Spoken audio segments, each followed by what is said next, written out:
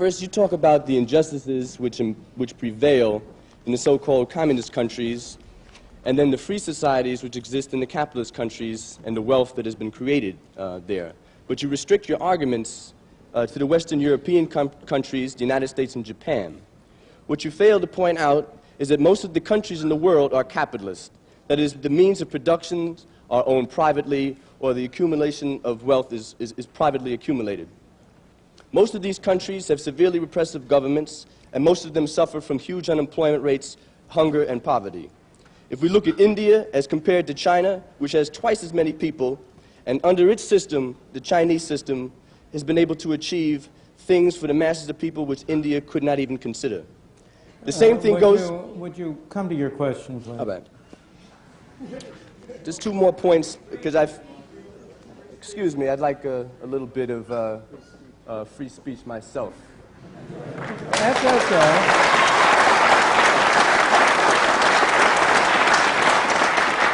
We don't want to deny you free speech. We just want to have as many people as possible. Thank you very much. And I think we've I agree with you, so let me finish. Sure. All right.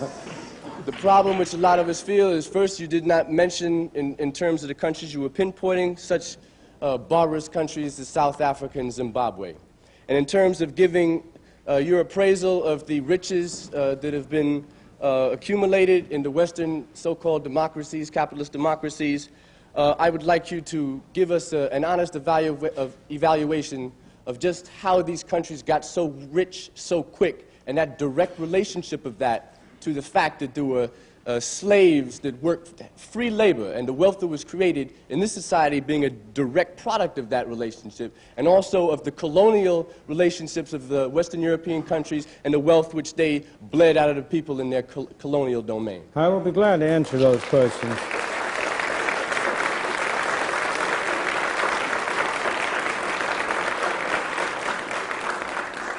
First of all, there's a sense in which every country in the world is capitalist. Soviet Union is capitalist. Every country in the world has large capital under control. And the real question is, of course, the organization whereby the capital is controlled. In the Soviet Union, it is controlled by the state or by officials of the state. In the second place, I have been talking for an hour. I would like to talk to you for 10 hours. In a full discussion, I would certainly agree with you that capitalism is not a sufficient condition for freedom. It's a necessary condition for freedom. I never said that wherever you had capitalism, you had freedom. I never said that. I never made that statement. I made the opposite statement. Wherever you had freedom, you had capitalism. Capitalism is a necessary condition for freedom, but not a sufficient condition for freedom. In addition, you need relatively broad access to capital and a relatively free market. Again, relatively. You need competition. I usually refer to it as competitive capitalism to distinguish it from certain kinds of systems which have been capitalist and have all of the bad qualities that you describe. In the second place, because I don't want to take too much time, to go to your final points. In the second place, it simply is not true that the enormous increase in the well-being of the free countries of the West arose out of slavery. Slavery was a blot on our scutcheon, there is no question. And of course, it was a disgrace to this country to have had slavery as long as it did. But if you take Britain, which did not have slavery, I'm going to go to the colonies, that's the next point. I'm trying to take one point at a time. The gentleman made two separate points. One had to do with slavery, and one had to do with colonies. Britain did not have slaves. Japan did not have slaves in the 100 years since the Meiji Restoration. Hong Kong today does not have slaves. And you ask yourself, if you want to know how people feel, ordinary people feel about different systems, you ask how they vote with their feet. And you ask whether it's Hong Kong that has to put up police to keep people from Hong Kong going into China, or it's China that has to put up police to keep people from China going into Hong Kong. So look at the way people vote with their feet before you judge which society gives them better conditions. But in any event,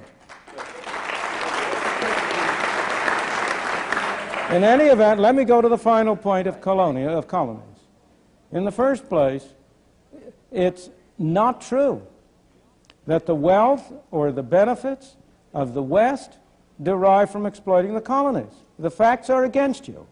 The reason why you say that is because it is so hard for people to get out of the notion that life is a zero-sum game. They think if one man benefits, another must lose. But in a free market, both people can benefit.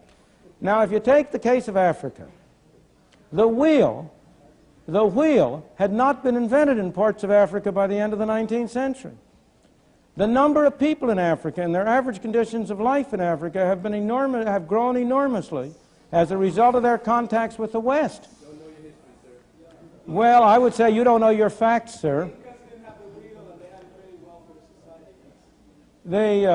In the case of India, which is a very famous case, if you look again at the facts, all of the studies have shown that it cost Britain more to maintain India.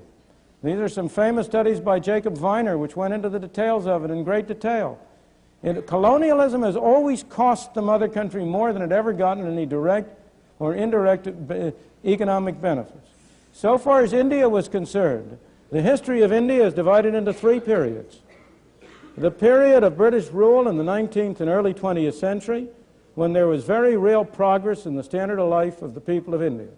The period of the 20s and the 30s, when there was a great struggle against Britain and for independence, when there was essential stagnation in India and there was no growth. The period since the creation of independence in 1948, when you have had a highly centralized government, when unfortunately it was Harold Lasky and not Adam Smith, who was the most respected intellectual figure in India, when the Indian people have lost, not improved, when the average amount of food and so on has been going down, not up. The people of India have been worse off under independent, non-colonial government than they had been before. So, colonialism. Well, first of all, do you have colonialism today? You have the classic colonialism behind the Iron Curtain. You have Russia, which is a master country. I mean, not the Union of Socialist Soviet Republics, but Russia, which is a master country with a great colony around it within the Soviet Union, in Poland, in Czechoslovakia, in Hungary. That's the great example today of your classic kind of colonialism. The United States, with trivial exceptions, has never been a colonial country. It did have Philippines. It had Philippines for a while. Cuba was not a colony of the United States. In any event, you need a sense of proportion. In the period between the revolution in 1776 and 1898, the U.S. had no colonies. And yet the U.S., that was a period of the greatest growth and the greatest economic development of the United States. Mexico? Your question. I see society as more and more tending toward the usurping of my individual rights and freedoms as time goes by. What do you see as the ultimate end of this, i.e. either in democracy or socialism, and why do you think the individuals within the society are letting this happen to them? Well, the last part of your question is the hardest one to answer. If we continue along the road we've been going on, of usurping more and more power to governmental officials to control our lives, I see only one end, and that's a loss of anything that has any meaning as democracy, a loss of human freedom, and a prison state. That's the end. Now, why are people letting this happen to them? That's a much more difficult question to answer. And I think it is largely because of ignorance about where they are going, a lack of recognition. I don't believe they want to go this road, but I believe they are unwittingly letting themselves go down this road because on each issue that comes up, people look at their separate special interest instead of the broader interest in governmental activity. Everybody wants to cut down government, provided that those things he has an interest in are maintained. I remember very well the summit conference in Washington on inflation that President Ford had about 2 or 3 years ago, in which one representative after another got up and said, in order to stop inflation, we have to cut the government budget. The way to cut the government budget is to spend more on my interests. That's how each separate group does it. So I think we are being driven down this road fundamentally by a defect in our political structure, a defect which allows each of these separate elements of government to be voted on separately and never gets the citizen to look at the totality of it and see what the whole thing adds up. The solution is for people like you and me to talk to ourselves and to our fellows and to try to persuade our fellow men to be of like mind, to change the climate of opinion in these respects, to try to correct the political structure to impose a... I've been recently working on one particular proposal along those lines, which is to have constitutional amendments setting a maximum limit to the amount the government may spend. I won't go into the details of that, but I think fundamentally we are getting what the public at large is asking for. And the public is asking for it, I believe, because they do not understand where it's going to lead them, because they are misinformed. And they are being led that way by the intellectual community, which has gone down a wrong road, in my opinion. Now, I don't believe the case is hopeless. I believe there are many signs of change. There are many more people who recognize the problems with this road now than did 20 or 30 years ago. Experience is a wonderful teacher. So that I think you and I just have to keep on doing our little things, trying to persuade our fellows men to be of like mind. Thank you. Let's take the next question. I think you've done an excellent job tonight of defending capitalism. Capitalism has treated you well. In general, it's treated the people in this audience well. And as you say, people respond to things based on their self-interest, so I think they've responded well to you. What I'd like to get to now is the question of the relationship between morality and economic policy, which you talked about before in terms of the quotes from Thoreau. You said that the worst sort of person is the person who's going to try to be charitable and is going to try to be... Well, you said that it's unwise for a person to be charitable or to be sincere. No, what did you say then? Let me repeat Thoreau's words. Thoreau's words were, if I knew for certain that a man was coming to my I think we heard coming to my house with the conscious design of doing me good, I should run for my life. Now, that's not the same thing as being charitable. Okay, fine. I'll accept that distinction.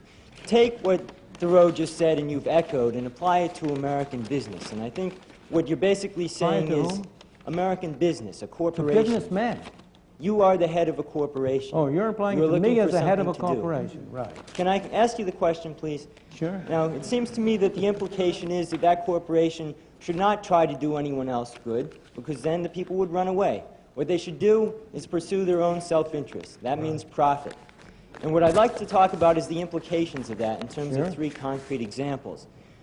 I believe that a couple of years ago, when there was a major flood in Pennsylvania, you came out as opposed to aid for those disaster victims, based on the rationale that they had bought the land at lower prices because the risk was known, and they shouldn't be given any aid. I'd like people to consider the implications of that. Secondly... That isn't what I came out against. I came out against the government providing flood insurance at low cost in advance.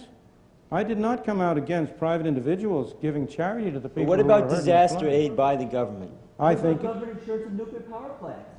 Well, it's the same thing. The nuclear power plants ought to be required to pay for full insurance themselves, and that ought to be incorporated in their charges. I'm not in favor of government subsidization of nuclear power plant insurance.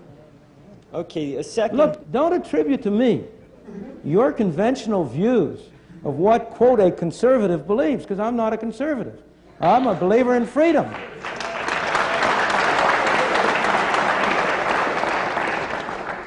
Well, then I'd like to talk about that using an example, freedom.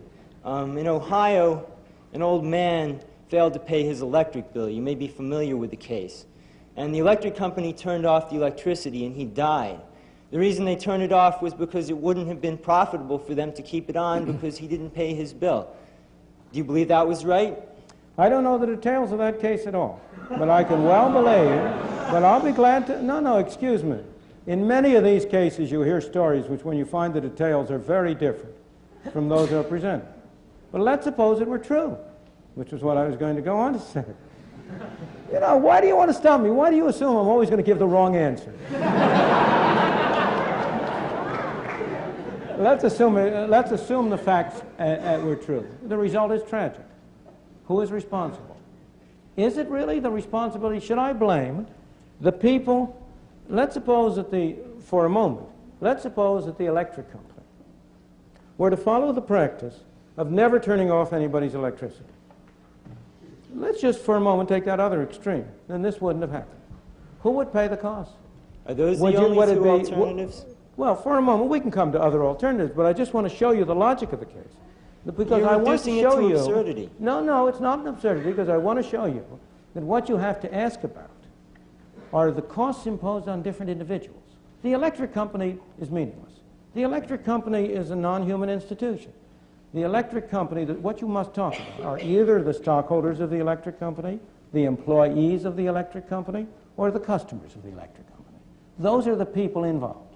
Now, if you go to the other extreme and adopt a policy that the electric company will never turn anything off, then you effectively institute a system under which the only people who will pay for electricity will be those who pay for it voluntarily. Now, the number of people who will do that... Are those the only two alternatives? No, but I'm just showing you, I want to go, you've gone to one extreme, I'm going to the other extreme and show you that where the responsibility really lies for the kind of thing you're describing. The responsibility really lies not on the electric company for turning it off, but on those of this man's neighbors and friends and associates who are not charitable enough to enable him as an individual to meet the electric bill. You're blaming the wrong person for what happened. Okay, well, I think people understand that example. I have just one more. This has to do with the Ford Pinto. I'm not sure if you're aware of the recent revelations that have come out about the production of that car. Ford produced it knowing full well that in any rear-end collision, the gas tank would blow up because they had failed to install a $13 plastic block in front of the gas tank. And Ford estimated in an internal memo that that would cost about 200 lives a year. And they estimated further that the cost of each life would be $200,000. They multiplied and they found that the cost of installing those blocks in each of the cars would be more than the cost of saving those 200 lives. And over the past 7 years, the car has been produced and over 1,000 lives have been lost. It seems to me that Ford did what would be the right thing according to your policy. And yet that seems to me to be very wrong. Well, let me ask you, let's suppose it would have cost $1 billion per person. Should Ford have put them in nonetheless? You But see, it wasn't a question of you know that It was you're a really question only of arguing about $13 price. each. You're not arguing about principle. No. Because you cannot, nobody can take the principle. Nobody can accept the principle that an infinite value should be put on an individual life. Because in order to get the money involved, in order to get the resources involved, it's not money. In order to get the resources, they have to come from somewhere. And you want the policy which maximizes the situation overall. You cannot accept a situation that 1 million people should starve in order to provide one person with a car that is completely safe. That's absolutely right. Right, and therefore you're not arguing anything about principle. You're just arguing whether Ford used $200,000 was the right number or not. No, I'm not arguing Suppose that it were at all. $200 million. No. Suppose it were $200 million. What should Ford have done? $200 million for what? Suppose it would have cost $200 million per life saved. Should Ford still have spent that $200 million? You mean per... That's not the question. That's not really the question. Yes, it is a question. Yes, That's the they should principle of have. the question. That's the only principle involved. I don't know whether Ford came to the right answer or not. That's a question of whether these numbers are valid numbers for the relative costs of different things. You're not arguing about a principle if you once agree with me that if it had been $200 million, the cost per life saved had been $200 million. You would not argue. Look, let me go back for a moment. Can I say something in response to that? If Ford had not been able to market those cars in the same kind of economic bracket because of the price of installing this one plastic block, that would be a different question. Maybe Ford could have considered redesigning the whole car so as to make it cheaper. But what we're talking about is balancing advantages and balancing principles. And that's why Just a minute. You're only talking I'm a about supporter of abortion. Therefore, I don't believe that every single human life is sacred. I believe that principles have to be balanced.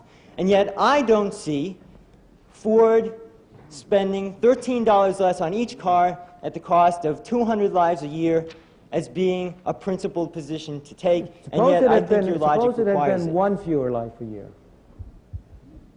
So that the $13 per car, so that that one life, instead of being 200 times, what's 200 times 200,000, it's 40 million. Suppose it had been one life a year, so that it cost 40 million. Would it then have been okay for Ford not to You have can't put in predict that that law? one life is going to be cost because of a physical defect in the car. This was a clear I mechanical know, but you're evading the question of principle. No, I'm not. I'm saying that they knew before they put the car out that there was a mechanical defect in it. You know when you buy a car, you know that your chance of being killed in a Pinto is greater than your chance of being killed in a Mack truck. No, I didn't. I didn't know that the gas tank would rupture. Of course it is a question. Well, every one of us separately in this room could, at a cost, reduce his risk of dying tomorrow. You don't have to walk across the street. Of course.